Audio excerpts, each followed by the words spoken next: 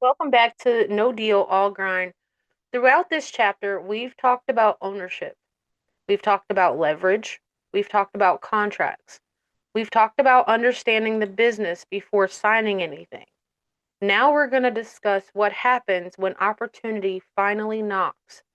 Because eventually, if you keep building, if you keep growing, if you keep treating your music like a business, you'll find yourself sitting across from someone who wants to work with you. That's when the real game begins.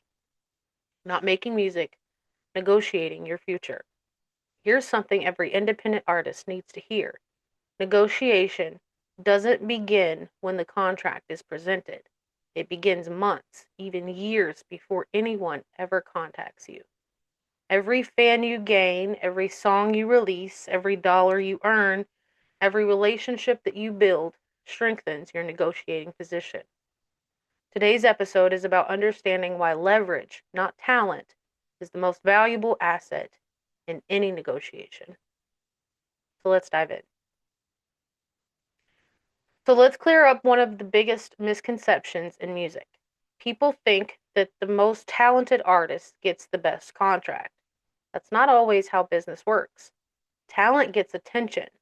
Leverage influences terms.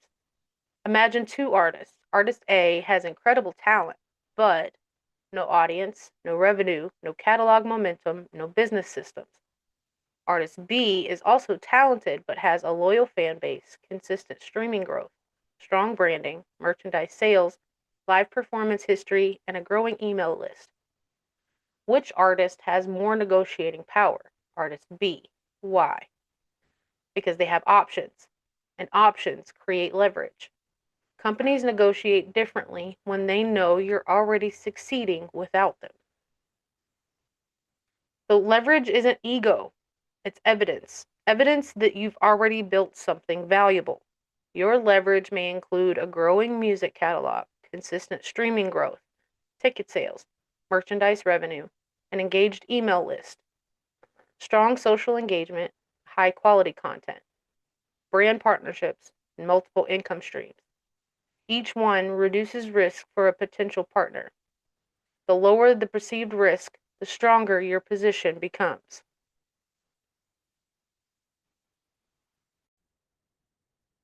Here's something many artists don't realize. Labels don't necessarily become flexible because they like you. They become flexible because they don't want to lose you. That's an important distinction. Negotiation is about value. If a company believes this artist can succeed with or without us, they're often more willing to discuss better royalty structures, marketing commitments, ownership arrangements, creative freedom, and partnership terms. Why? Because your success already appears likely. Companies compete for opportunity, just like artists compete for opportunities. The stronger your position, the more balanced the conversation becomes. So let's talk about competing opportunities. One of the strongest forms of leverage is having options. If multiple companies express genuine interest, that can naturally strengthen your negotiating position. But here's the key: never create fake offers, never exaggerate interest. The music business is relationship driven and credibility matters. Instead, focus on building a career that attracts real opportunities. Then compare those opportunities carefully. Ask, which partner aligns with my vision? Which partnership creates the most long term value? Which company understands my goals? Which agreement protects my future? The goal isn't simply to create competition. The goal is to choose the right partner. So let's look at one of the biggest names in music, Drake. One reason Drake has maintained significant influence throughout his career is that he consistently increased his value before negotiating major business relationships. So, as his catalog grew, as his audience expanded, as his commercial success became undeniable, his negotiating position became stronger. That's an important lesson. Every successful release increased his leverage. Negotiation wasn't based on potential, it was based on proven performance. Whether you're independent or signed, the principle is the same. The more value you create, the more negotiating power you earn. Now, let's look at another example. Chance the Rapper. He built much of his early career without signing a traditional major label recording deal. He developed a recognizable brand, a devoted fan community, critical acclaim, touring success, and business partnerships. Because he had already built meaningful momentum independently, he had greater flexibility in deciding which opportunities aligned with his goals. His journey demonstrated something important. Independence isn't about refusing every partnership. It's about creating enough leverage to choose partnerships strategically. That's the difference. Before you ever pitch yourself to a label, manager, investor, distributor, build these three pillars. Pillar one, your catalog. Can someone clearly see your consistency?